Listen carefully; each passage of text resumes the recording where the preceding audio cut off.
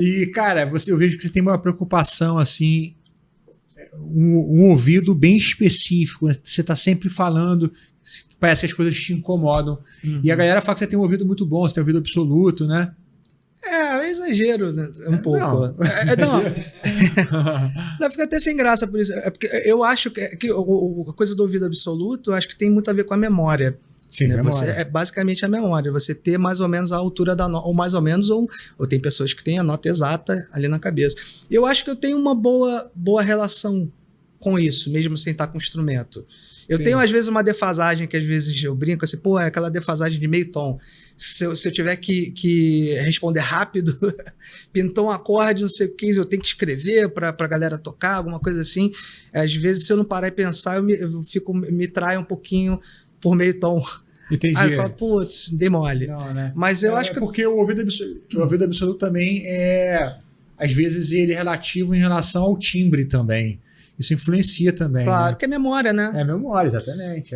Eu lembro disso estar relacionado a trechos de música, quando eu era mais jovem. Mas engraçado isso, porque, desculpa te cortar, mas eu não tenho ouvido absoluto, mas eu tenho várias notas que eu tenho na minha cabeça em ouvido absoluto por causa de música. Mas é isso. Às vezes eu via um acorde e remetia uma introdução, ou um trecho. Aí isso facilita, né, a memorizar, né? E normalmente a nossa relação é mais próxima com a guitarra, né? Não exatamente. Mais próxima. Exatamente. Eu, por exemplo, meu filho tem ouvido absoluto, meu filho mais velho. E ele, assim, cara, ele acerta tudo e canta qualquer coisa muito rápido. Mas se você pega um instrumento que não é piano para ele e põe, sei lá, eu ponho aqui no tecladinho um som de órgão, ele responde, mas tem mais dificuldade um pouco, né? Tem mais dificuldade, né? Tem muita, porque é memória, né? Você relaciona com alguma coisa que tem lá do que você tá acostumado, né? Mas você, cara, começou a tocar com quantos anos? Foi 12, guitarra e violão. É engraçado, porque a janela do ouvido absoluto ela é mais nova, né, cara? Pode ser, né? Eu lembro de pequenininho, assim... Você não tocava criança, nada? Cara, eu tinha aqueles brinquedos musicais, era uma pianeta da Hering. Sabe qual é? Como se fosse uma escaleta de boca. Que não tinha nem... Eu acho que era uma escala de dó, não era nem cromático. Que eu brincava com aquilo. Eu lembro que eu brincava... Você não sabia as notas que você estava tocando? Assim. Sabia os nomes, não. Na época, não. Mas tirava coisa de... Eu acho que foi com isso que eu comecei a ter um pouquinho uma relação um pouco menos abstrata. Não, assim, eu tô falando em relação aos intervalos, que é o começo da iniciação musical, que aí você vai tendo a noção do que tá caminhando pro grave ou pro agudo, o que essa nota é em relação à outra. Eu acho que ali foi o início, não sei se de repente de eu ter um pouquinho essa... Eu não gosto de falar que eu tenho ouvido absoluto, não, que não é isso, não é bem isso. Mas você também deve ter um bom ouvido relativo, pois né? É, aí que tá. O fato de eu ter mais ou menos memorizado as notas, como eu acho que elas são, me dificulta quando eu tenho que...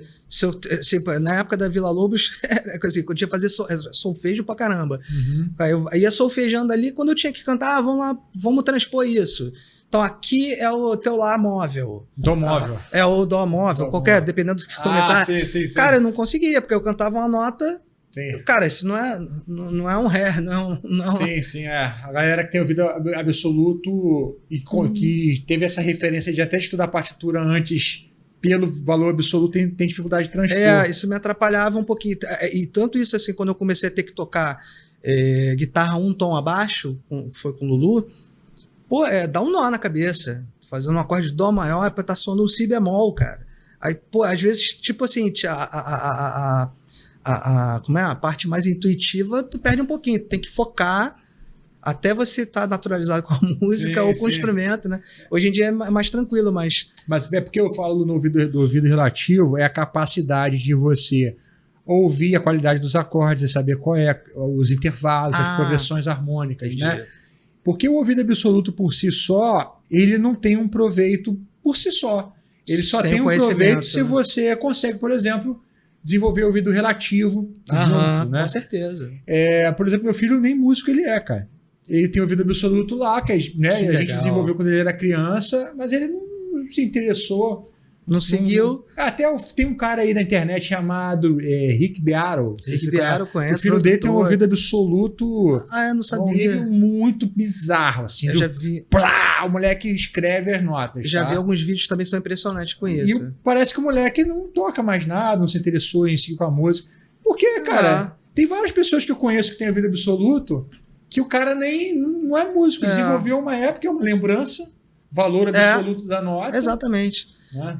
Mas de qualquer forma, assim, mesmo que a pessoa é uma coisa boa na vida. Não, é uma coisa boa, ajuda em muitas coisas. Mas é o ouvido relativo que é o grande prêmio para o músico. Exatamente. Eu acho que diria mais importante até, mais importante. Porque à medida que você aprende a relação entre as notas, né, você vai começar a entrar em harmonia e ver a coisa da enxergar a música mais, pelo menos eu vejo assim, né, mais como uma pintura. Se você botar uma tinta vermelha numa parede branca, ela vai ser de uma forma. Agora, se tiver, sei lá, tiver verde, aquele vermelho não vai ter a mesma relação, você não vai ver da mesma forma. Então, a harmonia é basicamente isso, né? A relação entre as próprias notas, né?